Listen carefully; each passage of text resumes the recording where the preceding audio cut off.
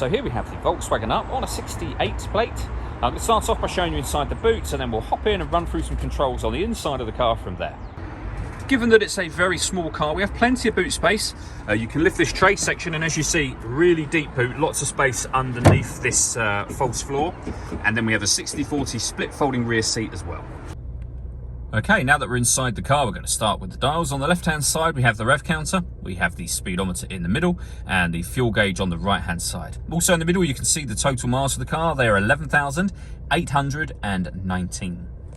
Over in the centre, we have the air conditioning first of all, so you can determine the temperature, the fan speed, the direction the air is being distributed in. When you're happy with those settings, your air conditioning is on at the minute, so that's off or back on again. You can recirculate the air that's in the car by sliding that across here. That's a great way of heating up or cooling down the car quickly, depending on the temperature you set just here, of course. We can turn off our stop and start from up on that top left-hand button. This car is designed to cut out when it's stationary in traffic to save you fuel. That system is off when that light is showing, as it is now. We've then got our hazard warning lights over on the opposite side.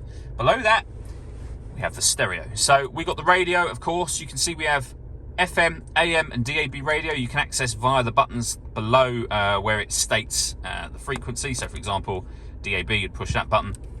FM, that one over to the left hand side just there, with the main volume for the stereo directly above it. When it comes to media, that's where you'd play your own music. So we have auxiliary input, as you can see. This car's got Bluetooth audio as well. So once you pair up your phone, not only can you make and receive phone calls, you'll also be able to stream your music wirelessly as well. We have auxiliary input, and we have an SD memory card input just there too. Working our way down from there, we have some storage, the cup holder, a 12-volt charging socket, and then this button will set the tyre pressure warning sensor. So if you have a puncture, the car will warn you that one of the tyres is low on pressure. You can set that level. So if you want to release air from all 4 tyres, for example, you can set that as your new kind of benchmark or threshold. We then have a 5-speed manual gearbox.